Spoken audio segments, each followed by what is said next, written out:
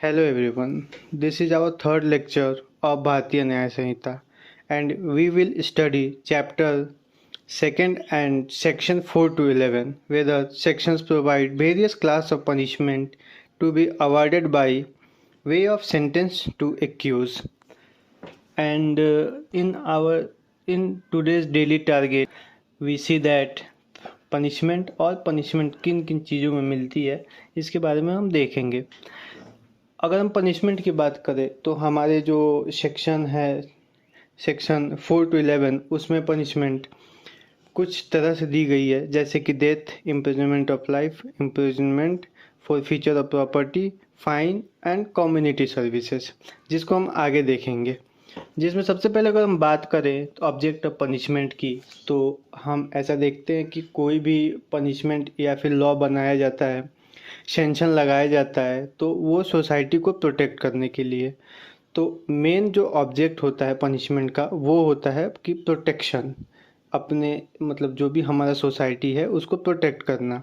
अगर आज हम कोई क्राइम करते हैं, अगर उसको प्रोटेक्ट नहीं किया जाए, उसको पनिश नहीं किया जाए क्रिमिनल को, तो उसको देख के अदर जो भी हैं वो भी क्राइम कर सकते हैं। इसलिए प्रोटेक्शन के लिए पनिशमेंट बहुत ही इम्पोर्टेंट होता है। The main purpose of sentence is that the accused must be analyzed that he was committed an act which is harmful as an individual as and the member of society। वो उसके लिए भी problem खड़ा कर सकता है, साथ साथ सोसाइटी के लिए भी। इसलिए पनिशमेंट बहुत ही इम्पोर्टेंट होता है। प्रिंसिपल की बात करें कि कोई भी मतलब पनिशमेंट देने का प्रिंसिपल क्या होता है, तो पहला तो यही होना चाहिए, क्योंकि हम एक डेमोक्रेटिक कंट्री में रह रहे हैं, तो प्रिंसिपल शुड बी रीजनेबल। उसके बाद बात करें तो मतलब ज़्यादा सीवियर ने भी नहीं होना चाहिए और लीनियंट भी नहीं होना चाहिए पनिशमेंट। जो पनिशमेंट रीजनेबल होना चाहिए, उस जो भी क्राइम हो उस क्राइम के अकॉर्डिंग, ज़्यादा सीवियर भी नहीं और लीनियंट भी नहीं। साथ साथ जज should not be guided by emotion and patience. जज को इमोशन लेस होके कोई भी जजमेंट देना होगा।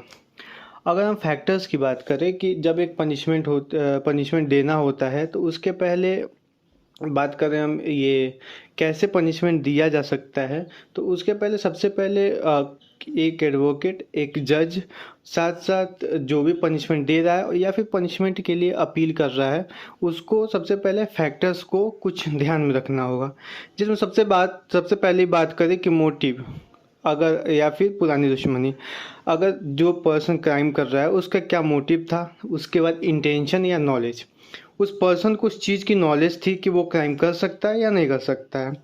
साथ साथ अगर डेथ हुआ तो स्पॉट डेथ हुआ। अब जैसे कि बहुत सारे ऐसे क्राइम्स होते हैं जहाँ पे मतलब एफआईआर फाइल होता है जिसमें बोला जाता है 307 आईपीसी लगता है अटेम्प्ट टू मर्डर, लेकिन जब चार्जशीट फाइल होती है तो उसमें मर्डर का सेक्शन 302 ऐड कर दिया जाता है। तो वो हो गया आफ्टर सेवरल डेज, कि कुछ दिन के बाद अगर कोई मर जाता है या फिर तुरंत स्पॉट डेथ होता है। इस फैक्टर को भी नोटिस करना बहुत इंपॉर्टेंट है। उसके बाद बात करें नेचर ऑफ इंजरी की। अब नेचर ऑफ इंजरी का क्या मतलब हुआ, हमारे क्राइम में जब क्राइम होता है तो एक छोटे क्राइम से लेके डेथ तक होता है, तो उसका नेचर क्या था इंजरी का अगर मारा गया तो कैसे मारा गया, कितना लगा है। उसके बाद एज और general health condition of accused. इसमें क्या होता है कि अगर मान लीजिए कि एक छोटे बच्चे माइनर से लेके और सीनियर सिटीजन भी होते हैं, तो किस एज के पीपल को मारा गया है इसको भी कंसीडर करना होता है।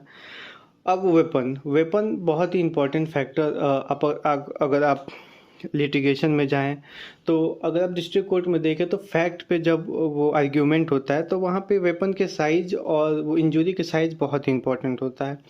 अगर गन से शॉट किया गया है तो गन से शूट करने के बाद आदमी को ऐसा मान के चला जाता है कि उसकी डेथ हो जाती है।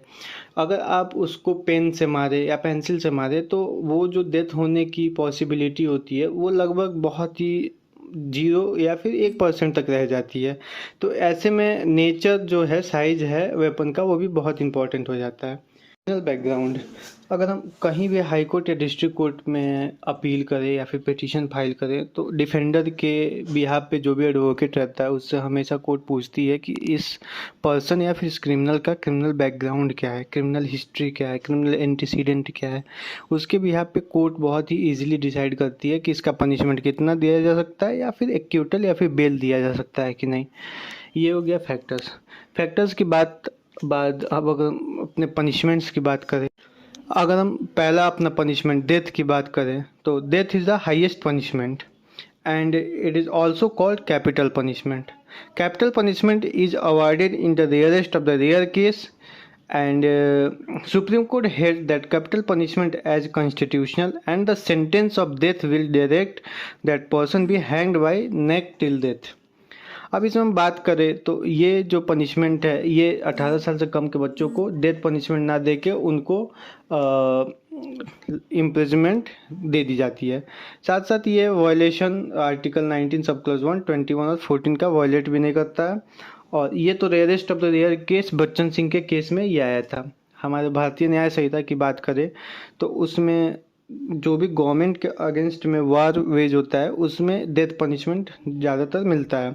साथ साथ कुछ क्रिमिनल ऑफेंसेस हैं जैसे कि मर्डर, अबेटमेंट टू सुसाइड, जिसमें माइनर और इंसेंट पर्सन और इंटॉक्सिकेटेड पर्सन को, साथ साथ किडनैपिंग, डेकोइटी जो मतलब मर्डर से इंक्लूड होता है। जैसे कि आप डेकोइटी करते हो, किसी को मार देते हो, वैसे सीन्स में भी आपको डेथ मिलता है। साथ साथ डेथ पेनल्टी को जो भी हमारा कॉमन इंटेंशन हो गया, कॉमन ऑब्जेक्ट हो गया और क्रिमिनल कॉन्स्पिरेसी, इसमें इक्विवेलेंट पनिशमेंट मिलता है। जो कि हमारे जैसे मर्डर ये सब में पनिशमेंट हो, उसमें आपका अगर किसी और पर्सन का कॉमन इंटेंशन, कॉमन ऑब्जेक्ट या कॉमन क्रिमिनल कॉन्स्पिरेसी रहता है तो ऐसे पनिशमेंट में वो पनिशमेंट दी जाती है। इसके बाद बात करें हमारे बच्चन सिंह के केस में, जिसमें रेयरेस्ट ऑफ द रेयर्स का कॉन्सेप्ट आया था। यहाँ सुप्रीम कोर्ट बोली थी कि आप किसी को पनिशमेंट मतलब डेथ पनिशमेंट तभी दे सकते हो जब वो case rarest of the rare हो, क्योंकि उन्होंने कॉन्स्टिट्यूशनल वैलिडिटी और आर्टिकल 21 के बिहाफ पे चैलेंज किया था, क्या हमें right to life and personal liberty होने के बाद भी डेथ पनिशमेंट दिया जा सकती है। तो वही सुप्रीम कोर्ट बोला कि जब rarest of the rare case हो तभी आपको डेथ पेनल्टी दी जा सकती है। दूसरे पनिशमेंट की बात करें तो दूसरा पनिशमेंट हो गया imprisonment for life. Imprisonment for life का मतलब हो गया किसी भी पर्सन के नेचुरल लाइफ को ले लेना। अब नेचुरल लाइफ को लेने का क्या मतलब हुआ कि वो इंसान जब तक जिंदा रहे तब तक वो जेल में रहेगा। और इम्प्रिजनमेंट ऑफ लाइफ का मतलब ये नहीं होता है कि सिंपल इम्प्रिजनमेंट, उसमें हमेशा आपको हार्ड लेबर ही मिलेगा और हार्ड लेबर करना पड़ेगा। इम्प्रिजनमेंट फॉर लाइफ 14 साल से कम नहीं हो सकता है, वो 14 साल से ज़्यादा हो सकता है। साथ साथ वो हमेशा आपको रिगुलर इम्प्रिजनमेंट ही मिलता है। अब हम Laxman Singh versus state of West Bengal की केस की बात करें तो इसमें बात ये आती है कि क्या सर्कमस्टांशियल एविडेंस के बिहाफ पे इम्प्रिजनमेंट ऑफ लाइफ दिया जा सकता है। तो कोर्ट बोली कि जब तक देखिए beyond of reasonable doubt circumstantial evidence पे प्रूव अगर हो भी जाता है तो वो एकदम एक्यूरेट होना चाहिए।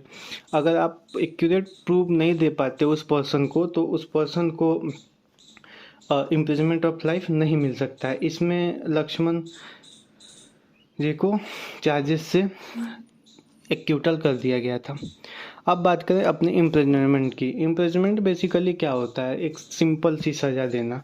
अब इम्प्रिजनमेंट जो हो सकता है वो रिगरस भी हो सकता है और सिंपल भी हो सकता है। इसमें आपको कुछ सर्कमस्टांशियल्स केस में कुछ सर्कमस्टांसेस में इम्प्रिजनमेंट को 6 महीने से 1 साल तक कम किया जा सकता है। साथ साथ इसमें आपको कुछ समय के लिए सॉलिडेटरी कन्फाइनमेंट भी दिया जा सकता है। सॉलिडेटरी कन्फाइनमेंट बेसिकली मिलता कब है, जब आप किसी भी केस में किसी भी क्रिमिनल को एज अ ब्रूटैलिटी और एट्रोसिटी किसी पे बहुत ज़्यादा कर दे, उस केस में आपको मतलब एक तरह से बोला जाता है कि आप इस सोसाइटी में रहने का लायक ही नहीं है, तब आपको कैद कर लिया जाएगा। सॉलिडेटरी कन्फाइनमेंट का मतलब ये होता है कि आपको कैद कर लेना। अब इम्प्रिजमेंट जो होता है वो आपको 2 तरह से होता है, रिगरस और सिंपल, जिसमें केस आया था state of Gujarat versus honourable high court of Gujarat, जिसमें बताया गया था कि जो रिगरस इम्प्रिजनमेंट होता है वो भी लीगल होता है। इसके बाद बात करें अपना सॉलिडेटरी कन्फाइनमेंट जो कि सेक्शन 11 में दिया गया है। ये अब हम बात करें सॉलिटरी कन्फाइनमेंट की।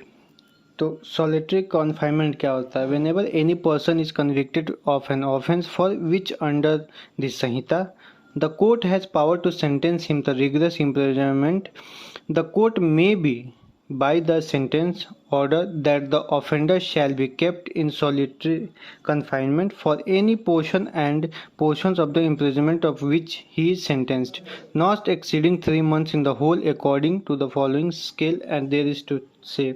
बेसिकली क्या होता है ये? बेसिकली अगर हम बात करें तो ये एक तरह से वो होता है कि आप किसी को इंसोलेट कर देते हो, जैसे कि कोई भी पर्सन सोसाइटी के लिए हार्मफुल हो रहा है, ब्रूटैलिटी या फिर एट्रोसिटी कर रहा है, तो उसको सोसाइटी से अलग कहीं कैद कर देना, यही होता है सॉलिटरी कन्फाइनमेंट। अब सॉलिटरी कन्फाइनमेंट के कुछ लिमिट है जो कि सेक्शन 12 में दिए गए हैं, जो कि मतलब एक बार में आप 14 दिन से ज़्यादा एक्सीड नहीं कर सकते हो। साथ साथ इसमें कुछ ड्यूरेशंस दिए गए हैं, जैसे कि intervals between the periods of solitary confinement of not less than duration than such periods, and when the imprisonment awarded shall exceed 3 months. The solitary confinement shall not exceed 7 days in any 1 month of the whole imprisonment awarded, with intervals between the periods of solitary confinement of not less duration than the such periods। अब ये हमारा हो गया punishment. इसमें आपको fine, forfeiture और property ये सब भी हैं, जो कि हम आगे वीडियो में ट्राई करेंगे डिस्कस करने का जब हम लोग सेक्शंस पढ़ेंगे। बेसिकली ये हमारा टोटल पनिशमेंट हो गया, अब जो कि हमारे कोर्ट के द्वारा दिया जाता है। अब जब हमने जान लिया कि एक्सप्लेनेशन क्या होता है संहिता का, उसके बाद हम कहाँ कहाँ अप्लाई होगा ये भी देख लिए। अब ये भी देख लिए कि हमारे पनिशमेंट क्या क्या है। अब इसके बाद जो हम लोग का नेक्स्ट टॉपिक होगा या फिर नेक्स्ट वीडियो होगा, उसमें हम लोग देखेंगे एक्सेप्शंस, कहाँ कहाँ आप क्राइम करके भी बच सकते हैं। तो देखते रहिए, चैनल को लाइक कीजिए, सब्सक्राइब कीजिए।